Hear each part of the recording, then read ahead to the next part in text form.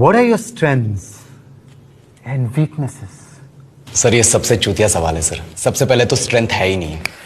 In English, please. I'm telling you. Why will I tell you my weaknesses?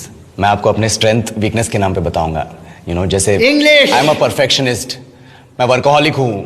मैं innocent. English. अच्छा bank क्या लौड़े? क्या English English English लगा रखा है बे? 4 साल का था मैं जब मेरे पापा जबलपुर में किसी हलवाई के यहां काम करते थे।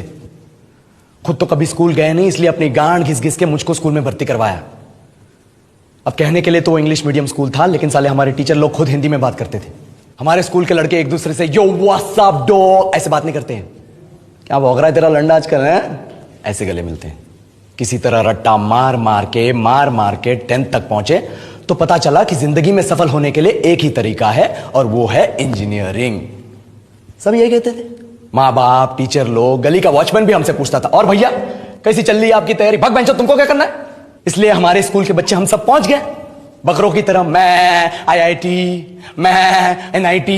अरे जिस बच्चे ने अपने बाप को जलेबी तलते देखा है वो तो यही सोचेगा ना कि जिंदगी में पैसा ही सब कुछ है। I did not choose this engineering life, sir, and neither did this engineering life choose me.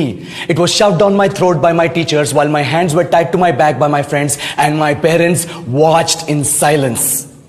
और इंग्लिश सुनेगा तो मादरचोद तो सुन।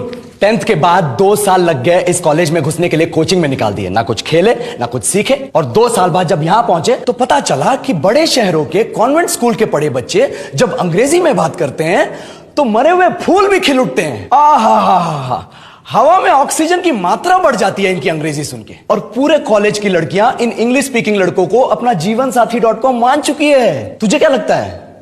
मुझे कभी लगा नहीं कि मैं अपनी अंग्रेजी पे काम करूं, अपनी पर्सनालिटी पे काम करूं। बहुत लगा। ये चूतिया इंडस वैली सिविलाइजेशन का जो एजुकेशन सिस्टम बिठा के रखे हो, जिसमें हर साल में 10 सब्जेक्ट, हर सब्जेक्ट में theory, practical, viva, lab work, external, internal, majors, minors, assignment, project, thesis, गांड मार के रख लिया हमारी।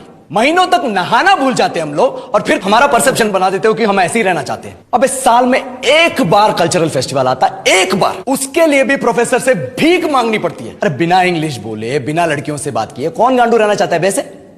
पर टाइम कहां है कुछ सीखने के लिए? लगे पड़े हैं कोडिंग सीखने, 3 लैंग्वेज सीख रहे हैं अलग अलग इंग्लिश छोड़ के। लेकिन जब प्लेसमेंट्स की बात आई तो सबको एप्टीट्यूड चाहिए, पर्सनैलिटी चाहिए, इंग्लिश स्पीकिंग चाहिए। It is not that we can not speak English, sir. We are just very conscious of our diction and our pronunciation, and we are not confident to speak in front of anyone else. If the curriculum was a little bit diverse, if the engineering colleges in our country focused on our all round development instead of functioning like a goddamn factory that is just mass producing robots by killing their dreams and handing out degrees, I would not be sitting here in this pointless HR interview, the likes of which exist only in our country.